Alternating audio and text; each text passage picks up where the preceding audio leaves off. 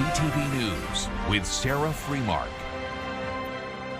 We're not looking to go to the States until things return to normal there. So this is, it's only an hour and a half, quick getaway for us. So we love it up here. What could be a record-setting season as tourism booms in Simcoe County and Muskoka. Good evening. Despite tariffs, the high cost of living, and all of this snow, tourism throughout our region is thriving. CTV's Rob Cooper starts us off tonight with a look at who's cashing in. People in the local tourism industry say it's been a banner season this year. The colder weather and heavy snow accumulations have helped everything from ski hills to local hotels. Our weekends are booming. We've got them coming from all over the place, through mostly the province, but they come from beyond. See a lot of travel going back and forth, visiting friends and family from the U.S. Tourism Barrie says local hotels saw incredible numbers over the March break. It was the best Christmas season on record. Industries in and around the area calling it a great start to the season with lots of winter left. Big staycation, a lot of Ontario, looking at Ontario for some fabulous winter experiences. It took us less than an hour and a half to get here. It was all the back roads, so there's never any traffic. And having everything kind of be all included is really nice. The numbers show fewer Americans are visiting right now compared to previous years, but those local visits are climbing. Ski hills also reporting a strong presence with both Family Day and the March break still to come. And there's no concern with the amount of snow. Yeah, numbers are up. Last year was a really strong season as well, and we're up over last year. We're just happy to stay in town and around the area, so enjoying it, yeah. It's just a lot easier to, not as much gear to take, not as much hassle. So yeah, we're not far away from here either, so. Resorts, hotels, and destinations all suggesting it appears to be an epic year, and in some cases, one for the record books. Rob Cooper, CTV News at Horseshoe Resort. The significant weather event for the city of Barrie will continue over the weekend as crews work to meet winter maintenance standards here in the city. Snow is being removed with lifts on roads that have become narrow because of the amount of snowfall. The significant weather event can't be lifted until all narrow roads have been addressed. Winter maintenance operations are also being impacted by a province-wide road salt shortage. Crews are carefully managing and prioritizing available materials while continuing to maintain safe road conditions. Certainly has been a busy winter. Staff are getting tired and our contractors are getting tired, but continuing to work through it, and things are moving along nicely. We've got about 32 plows, road plows, and for sidewalks we have about 26 sidewalk machines. I think that the accumulation that we received would be probably in excess of 8 feet right now, and we normally get an average of about a little over 9 feet during an entire season. The city is thanking residents for their continued patience during the cleanup, and you can get updates daily on the city's website. Time for our first look at weather on this Friday night. Boy, Case, it's coming down, eh? Yeah, as Craig said, 9 feet.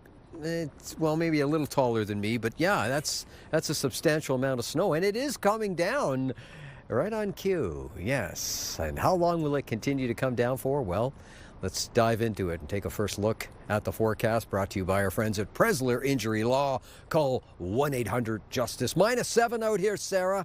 Yeah, it's positively balmy compared to where it has been. Winds are out of the southeast, 17 kilometers an hour. The gust as high as about 30, maybe even closer to 40 in some parts of our region, perhaps the higher elevations. This is a look as we speak at the temperature outside your door. Looks like -6 in Newmarket, -7 in Mount Forest, -7 in Collingwood, -4 in Owen Sound, and -9 degrees in Gravenhurst. A quick look at the radar satellite images, and as we see, it's the snow that's coming down now. It might be coming down a little bit heavier in the northern part of our viewing area. Look at the size of this system. It's moving in a cyclical fashion up from the Ohio Valley. And yeah, it looks like it's going to stick around for a little while. And coming up in just a few minutes' time, as I said, it's positively balmy out here compared to what it was. How cold we got last night, where the coldest place was, and I think I have an interesting fact about last night. So do stick around, Sarah. All right, thanks for that, Case. A major spending announcement in our region today, $700 million to upgrade and expand aging water infrastructure right across the province. CTV's Jack Morris has been looking into that for us. Jack, can you share how much money is coming to the local projects? Well, Sarah, the province is spending $78.4 million for water projects here in North Simcoe. Specifically, they're in Orillia, Penetanguishene, Ramera, Tay Township, and Tiny Township.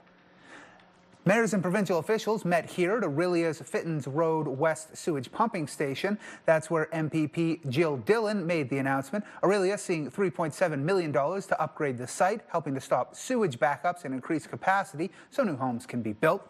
For other projects, Penetanguishene is seeing $11.5 million. Ramera, $30 million, Tay Township $29.5 million, and Tiny Township $4.2 million. It's part of Ontario's province-wide plan to upgrade municipal infrastructures to pave the way for more housing, but it also has a real impact on municipalities close to home. Because this is critical for us. We've been hauling sewage from one of our plants for 2 years now, while we tried to find a solution that was affordable. And thank you to this money today, we have an affordable solution now. This funding will allow us to move forward with a major water main replacement within our LaFontaine drinking water system, which is one of our core settlement areas. This is pivotal. This is going to unlock a secondary water source. And this water source in our community we've been advocating for 30 years to turn this water source on. Now, as for the rest of the $700 million, the province is planning to announce the details of that over the coming weeks in close to each of the municipalities where that money is going to be spent. Sarah, back to you. All right, that's our Jack Morris reporting live tonight. New Tecumseh also received money today from the province for the wastewater treatment plant in Alliston. MPP Brian Saunderson was at the Town Administration Centre. That was this morning with a check for $12.5 million. The funds also came from the Municipal Housing Infrastructure Program's Health and Safety Water Stream. The money will go to the wastewater treatment plant clarifier rehabilitation, which ensures it can increase operational capacity and improve treatment effectiveness. It also allows the town to proactively address risk and reduce the potential for costly failures.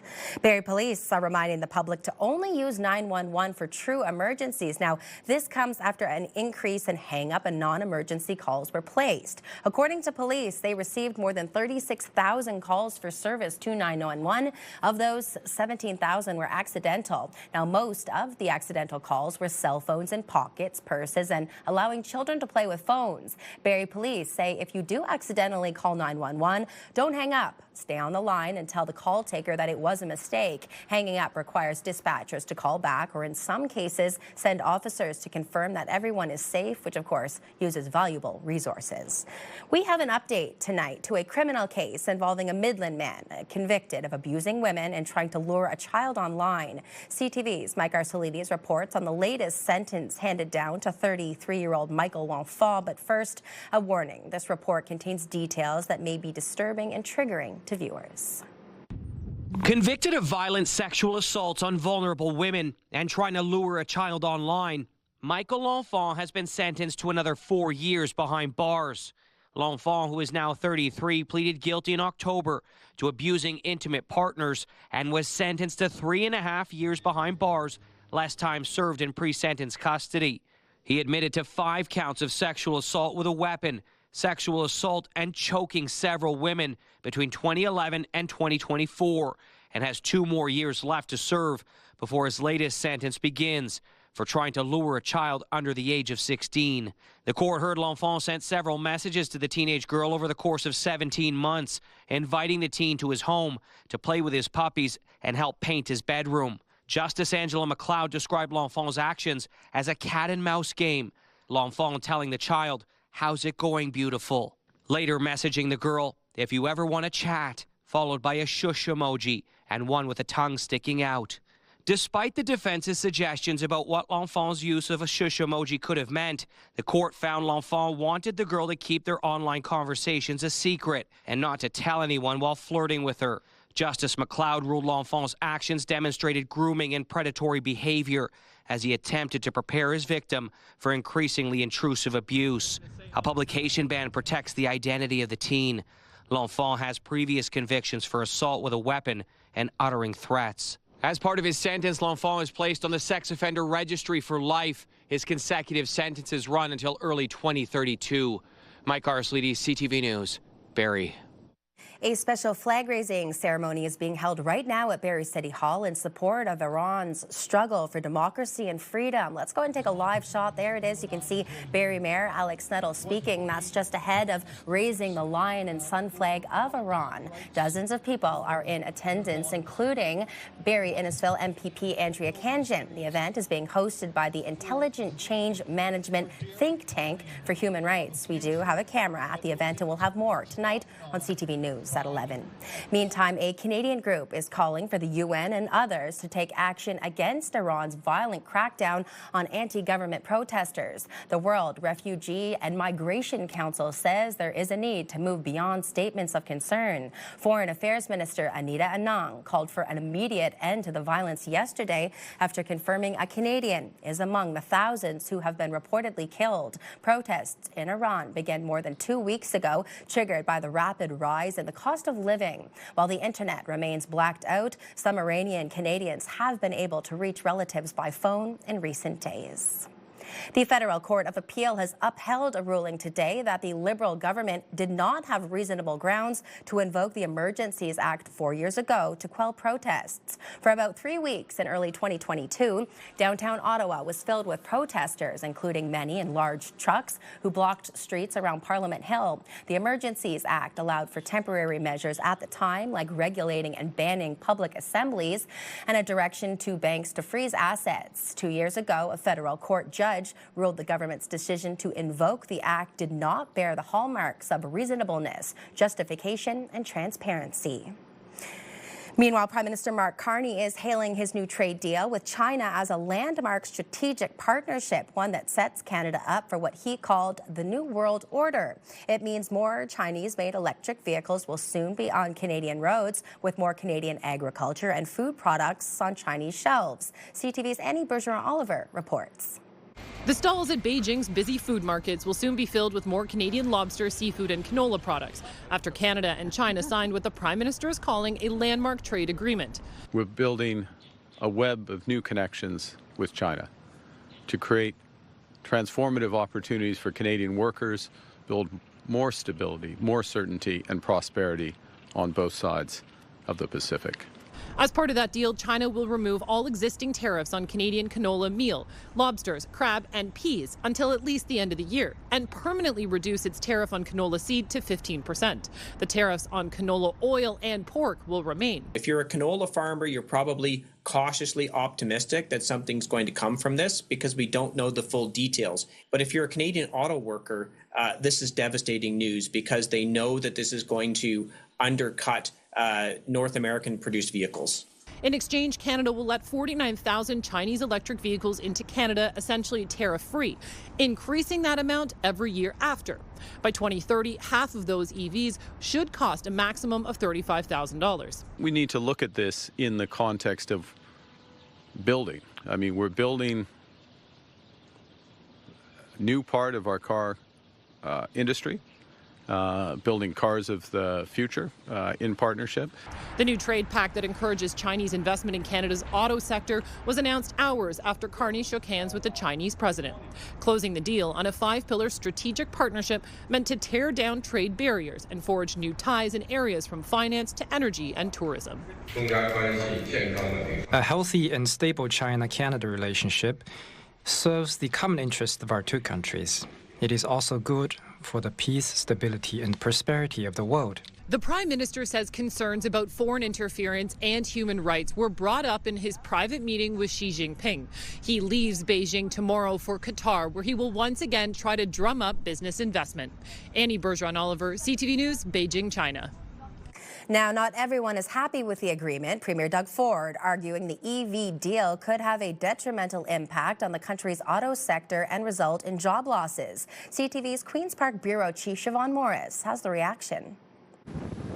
Outside Windsor's Stellantis plant, the deal with China gets mixed reviews. I don't have an issue with it. We don't make a small car here in Canada. And we don't make a small car EV here in Canada, so I'm not sure how that has any bearing on this plant. But there's real anxiety, too. The worst thing is it opens the door and it's a slippery slope after this. It was a big mistake, in my opinion. An opinion shared by the provincial government. That is a horrific mistake. The Premier calls the trade agreement lopsided, a mess. It's going to hurt every single auto manufacturer, every single supply chain that has anything to do with the auto sector. This was not thought out properly. It wasn't consulted. It was a knee-jerk reaction as far as I'm concerned. The opposition accuses the Premier of not doing enough to muscle into the conversation. What it means, I think, for our auto industry is the death knell. I'm very, very deeply concerned about it. Some industry players are willing to wait and see. This is one of those days that is the one step back of the two steps forward.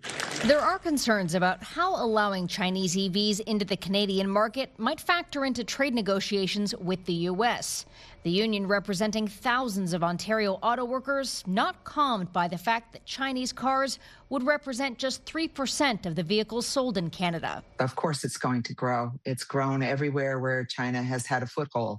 Look at Europe, look at Brazil. There are calls from the Premier, Unifor, and manufacturers for a comprehensive federal auto policy that supports jobs and resolves unanswered questions. Like the electric vehicle mandate, amongst other things, that we have no clarity on, and it makes it very difficult for our members to plan moving forward. Siobhan Morris, CTV News.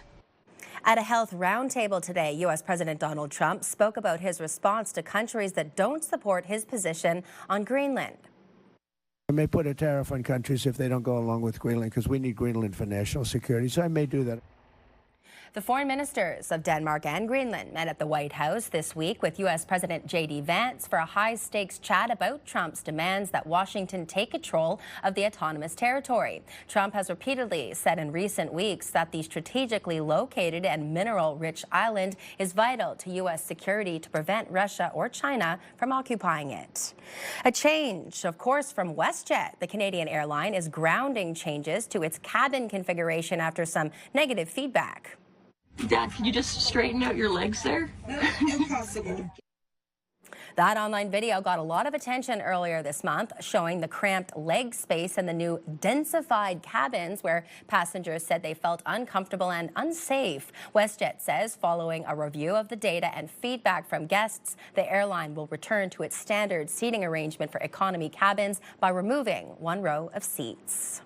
And the International Bobsleigh and Skeleton Federation says that Canada's skeleton team has been cleared of wrongdoing after an investigation into the withdrawal of 4 athletes from last week's North American Cup in Lake Placid. The IBSF says current rules allow national federations to withdraw athletes from competition at any time. Despite clearing Canada, the Interim Integrity Unit reminded the federation to uphold the spirit of fair play when acting within the rules. The investigation was launched after Bobsleigh Canada Skeleton pulled 4 women's sliders from the Lake Placid event, reducing ranking points for all competitors and ending American Katie Alander's bid for a 6th Olympics. Still to come, top skiers take to the slopes. We'll share the best time to visit this local resort to see these athletes fly high. Plus, a Midland artist is taking snow sculpting to new heights. The concept behind the creations coming up next. You're watching CTV Barrie.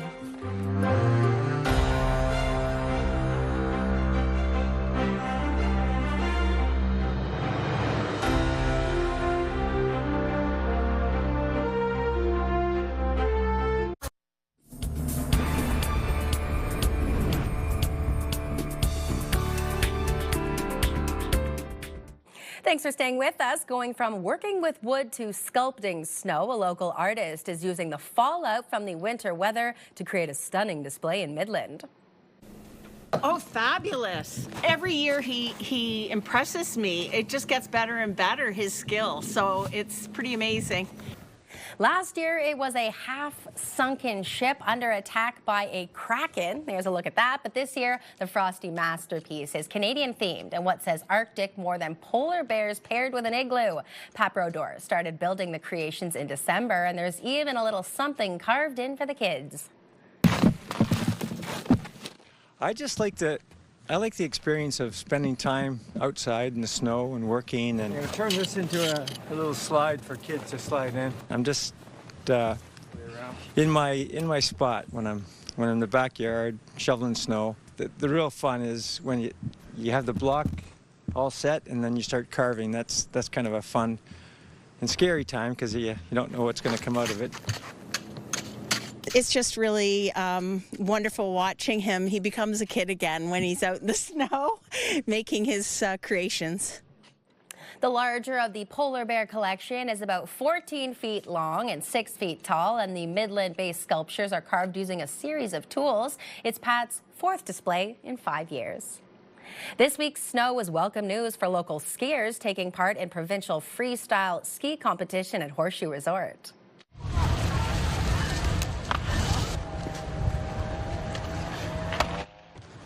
Practice runs were held today for the Timber Tour event that's held this weekend. It will feature both moguls and slope-style skiing. Athletes take part in a series of competitions across the province over the next few months.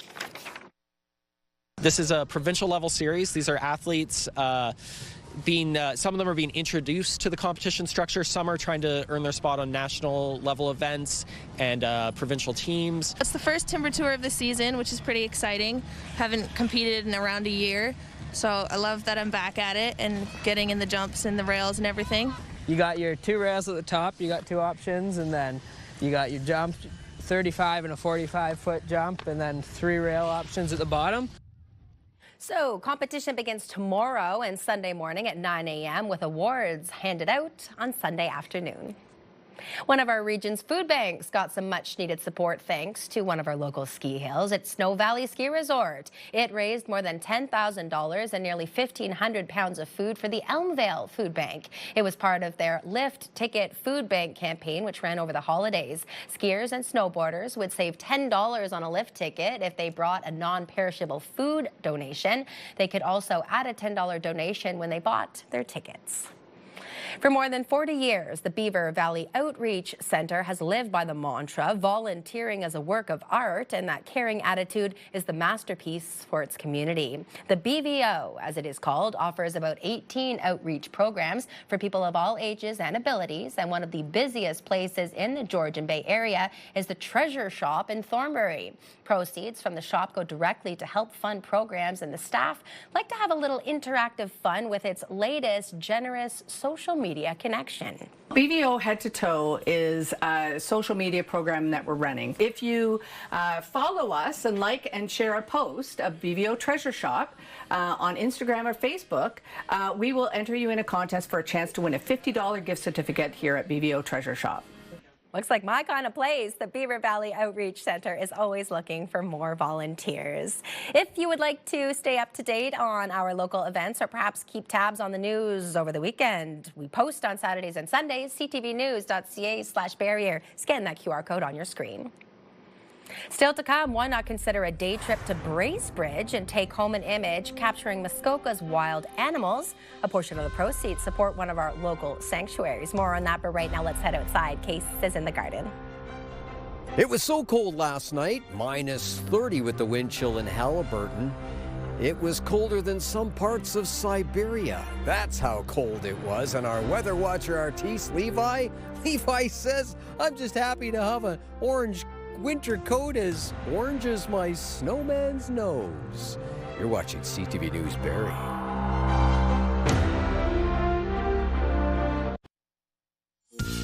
Picture this, brought to you by Bounce 104.1 and Pure Country 106.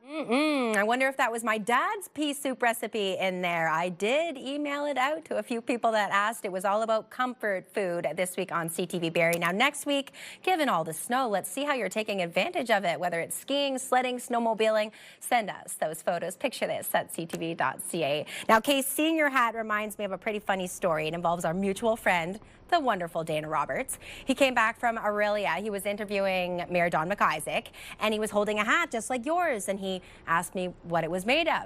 Of course, it was real fur. So after I explained that to him, the hat nearly dropped. He nearly shot into the sky, and I reminded him, that's a pretty special gift. You better hang on to that. You should hang on to it, and it's warm. Yes. That's really important. Last night, -30 in Haliburton. Yeah, that was the coolest place in our region. Some would say coolest for many reasons, but that is some kind of cool, and we are looking at that, although it's not quite as cool as it was last night. But it's cool, and it's very snowy. You can see it coming down as we speak. No watches or warnings to speak of just yet. Anyway, let's talk about the forecast and dive into it, starting with the temperature outside your door with the wind chill. We're going to throw in the wind chill too, because we're not anywhere near as chilly as we were last night, but it's looking like overnight temperatures coming in with a wind chill anywhere from about minus 11 to about -15, and right around our region. Well, it's a little actually chillier than that in some parts of our region already. So there you go, Environment Canada. Update. Almanac for today.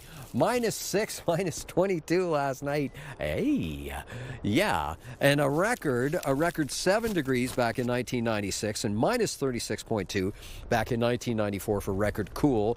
Sunrise, sunset, 9 hours, 17 minutes of daylight. Adam, would you be so kind to roll the forecast radar for me? Oh, there we go, Adam. Thank you very much. The forecast radar shows a little snow in our region for this evening and overnight. And how about a little snow tomorrow? And a little snow, how about a little snow on Sunday? And, well, you get the general idea.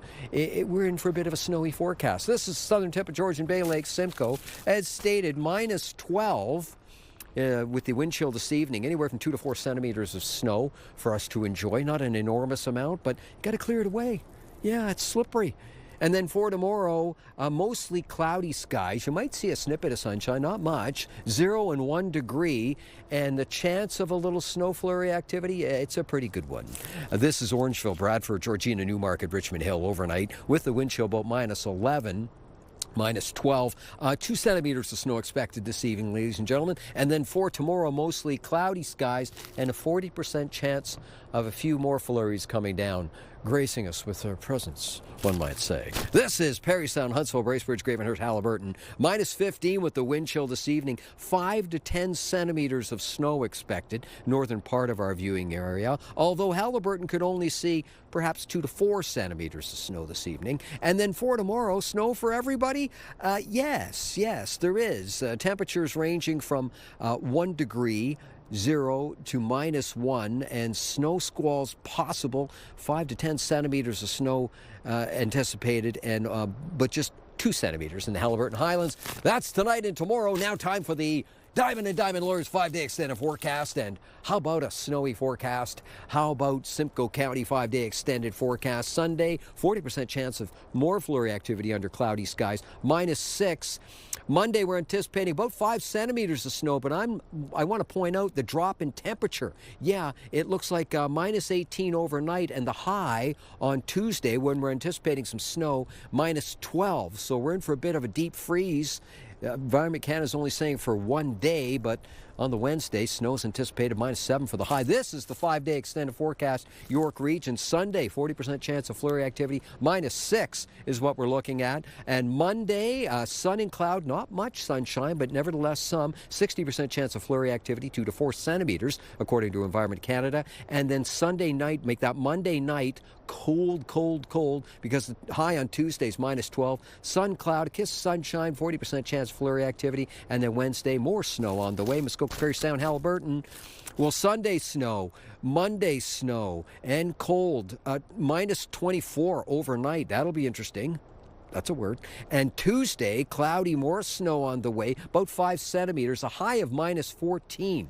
And then Wednesday arrives, and it looks like -8, and yeah, you get the general idea, more snow. So snow. let it snow, and we may as well celebrate. How about celebrating with a birthday? Yeah, someone very special, longtime fan, ladies and gentlemen.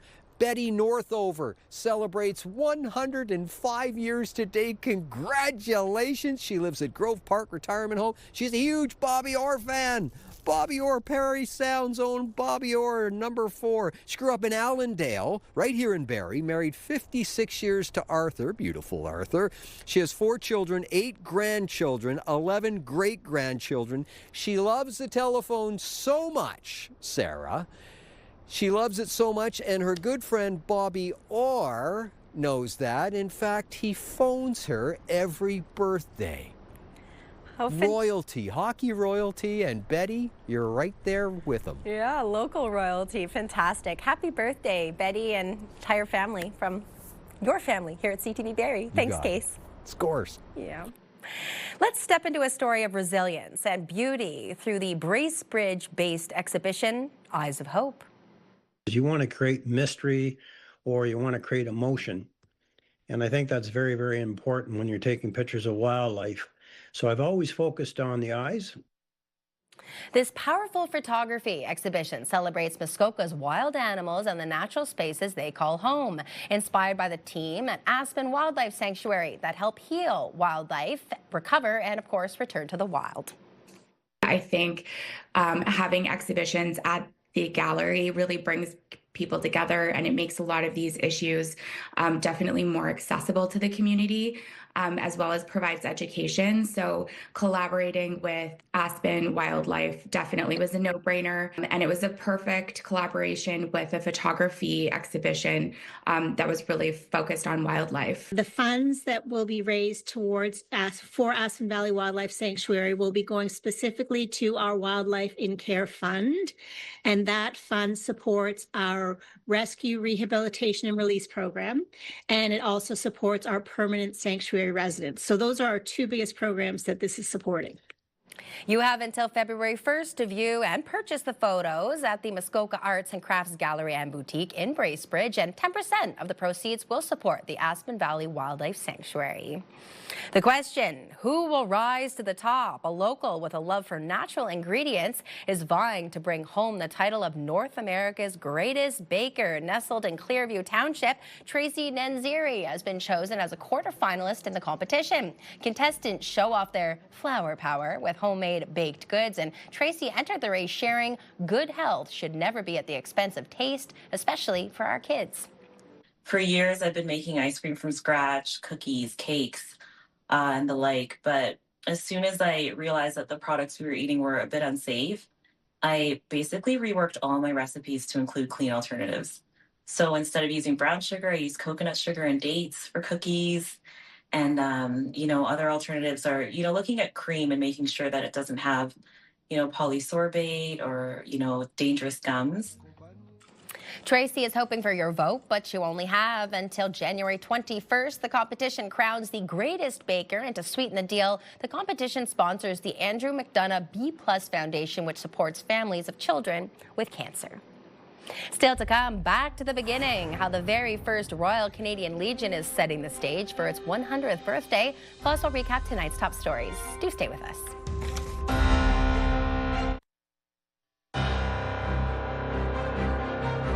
Recapping our top stories, people in the local tourism industry say it's been a banner season this year. The colder weather and heavy snow accumulations have helped everything from ski hills to local hotels. The numbers show fewer Americans are visiting compared to previous years, but local visits are climbing.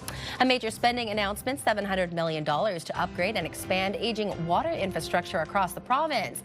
Ontario is spending $78.4 million on 5 water systems in North Simcoe. They're in Orillia, Penetanguishene, Romero, Tay Township, and Tiny Township.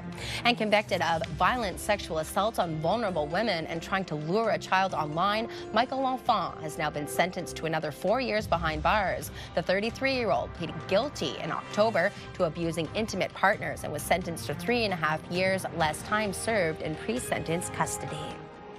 This year, the Royal Canadian Legion will mark 100 years of supporting veterans and serving communities right across the country. CTV's Alison Bamford looks at the remarkable resilience of the very first branch.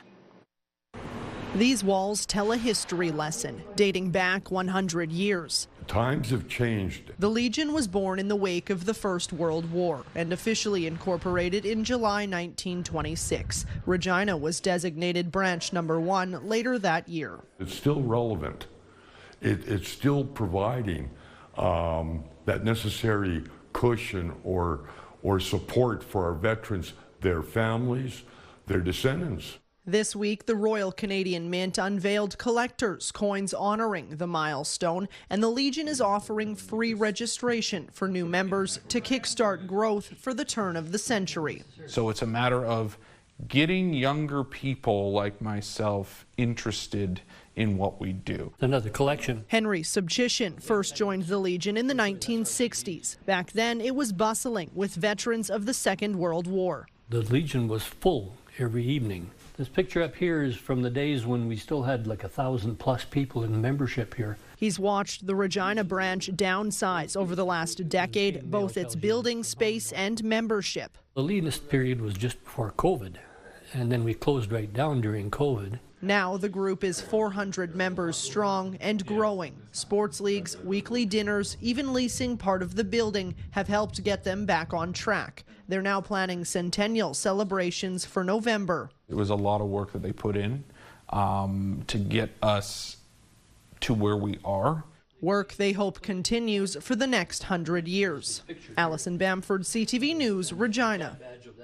Turning to business news now, Canadian aerospace company Bombardier is planning to invest $100 million to build a new manufacturing centre in Montreal. According to the Quebec government, the building, which is scheduled to open at the end of 2027, will be home to 330 new high-skill and well-paying jobs. Bombardier says the new manufacturing centre will work in tandem with the company's current facilities in Dorval. Bombardier is hoping the 126,000 square foot space will help increase productivity and meet the growing demand for its business aircraft. Looking at our numbers, the TSX was up 11 points, the Dow was down 83, and the Nasdaq was down 14, and commodities oil was up, closing at $59.34 a barrel. Gold was down, finishing at $4,595 an ounce, and our dollar down, ending the day at 71.88 cents US. In health news, there is increased concern for seniors as they navigate the snowy and icy conditions. As CTV's Pauline Chan tells us, winter hazards can lead to an increase in falls and serious injuries. Dr. Richard Norman says anywhere from a quarter to a third of older adults will have a fall over the course of a given year, and it's not just due to ice and snow. The days are also shorter, and so it gets dark early, and people have difficulty seeing, and we're also all wearing bulky winter clothes that can slow down reaction time. Especially for seniors. Falls are a major driver of hospitalization for injury. They literally make up around 90% of the hospitalizations that we see. A significant proportion suffer traumatic brain injuries, and about a third of older Canadians admitted have hip fractures. Having a significant and lasting impact on a person's mobility and functional independence it's something we really want to avoid. Clearing snow, putting down salt or sand, and making sure walkways are well lit is essential. But while Dr. Norman urges safety for seniors, he warns staying too much indoors has its own problems. So social isolation is increasingly recognized as a major driver of health outcomes. It's equivalent to the same degree of risk as smoking around 15 cigarettes per day, or obesity or sedentary lifestyle. That can actually conversely put you at higher risk of falls because you may actually become deconditioned or reduce in terms of your muscle strength and power. Dr. Norman says the number one solution for social isolation is participation in group programs like volunteering.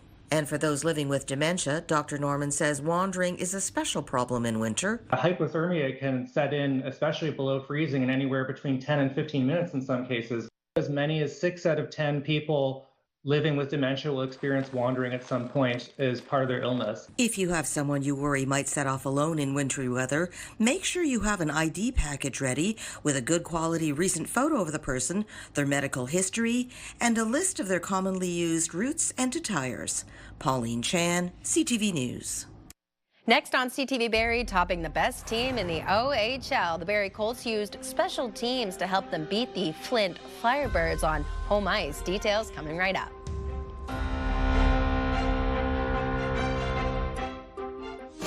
Hi, we're Martin and Steph from Bounce 104.1. And next week on the show, we are giving away tickets to see Toto in August. So make sure you're listening weekdays from 5:30 to 10. Here's a look at your Friday night primetime lineup. Our CTV2 movie is The Social Network, and it starts at 8, followed by Corner Gas at 10:30 and CTV News Barrie at 11. The Barrie Colts extended their winning streak to 4 games as they bested the top team in the OHL last night at the Sadlin Arena. Hemming knocks it back to Point Emerton. Across Aitchison, one-timer scores! What a shot from Kayshawn Aitchison! Co-captain Kayshawn Aitchison with the one-timer goal on the power play made it 4-3 for the Colts over the Flint Firebirds. In the second period, Barrie would go on to add another in the third as the Colts come out on top 5-3. Next up is the Oshawa Generals. They'll be coming to the Sadlin Arena tomorrow night. Toronto Maple Leafs were looking to get back in the win column yesterday, taking on a familiar face in Mitch Marner for the first time since he was traded to the Vegas Golden Knights in the summer. Shea Theodore works in. Theodore to Stone. And that's swatted on goal. Now brought back in by Eichel. Backhand shot scores. What a game. It wasn't the end, though. Of course, the Buds were hoping for. Leading most of the game, Vegas tied it up with only 7 seconds left in the third, went on to win the game in OT 6-5. Marner had 2 assists against his former team. The Leafs continue their road trip, visiting the Winnipeg Jets tomorrow night. And some bad news for Toronto Blue Jays fans. Shortstop and fan favorite Bo Bichette will not be coming back. Who hits it high in the air to deep center. It is gone! Bichette has signed a 3-year deal with the New York Mets, according to multiple media outlets. The contract is reportedly worth $126 million. The 27-year-old has spent 7 seasons with Toronto, posting a .294 batting average, 111 home runs, and 437 RBI over 748 games. He's also a 2-time All-Star who has led the American League in hits twice. Here's Tucker out to left field, going back to the track. It's gone! Double whammy. That comes less than 24 hours after Jays fans learned the team reportedly lost out on their bid to sign star outfielder Kyle Tucker. Several sources say Tucker has agreed to join the defending World Series champion LA Dodgers. The deal is believed to be worth $240 million over 4 years. Tucker also met with the Jays and the New York Mets. He hit 22 home runs with the Chicago Cubs last season.